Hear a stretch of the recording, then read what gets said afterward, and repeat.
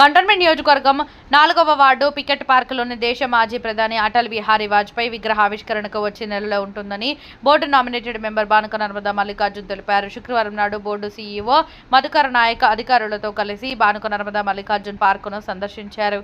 బానుక నర్మదా మల్లికార్జున్ మాట్లాడుతూ విగ్రహావిష్కరణ కార్యక్రమానికి ముఖ్య అతిథులుగా కేంద్ర మంత్రివర్యులు రాజ్నాథ్ సింగ్, కిషన్ రెడ్డి, స్థానిక పార్లమెంటు సభ్యులు ఈటెల రాజేందర్ హాజరవుతున్నారని తెలిపారు. 2-3 రోజుల్లో విగ్రహావిష్కరణ తేదీని ప్రకటిస్తామని పేర్కొన్నారు. ఈ కార్యక్రమంలో పాల్గొనే అధికారులకు, ప్రజలకు ఇలాంటి ఇబ్బందులు కలగకుండా అన్ని ఏర్పాట్లపైన ప్రత్యేక శ్రద్ధ పెట్టాలని బానుక నర్మదా మల్లికార్జున్ అధికారులను కోరారు. ఈ కార్యక్రమంలో బోర్డు మాజీ ఉపాధ్యక్షులు రామకృష్ణ, బీజేపీ సీనియర్ నాయకులు టోపీ శంకర్ గారు, విజయానంద్ మరియు కంటోన్మెంట్ బోర్డు అధికారులు పాల్గొనడం జరిగింది.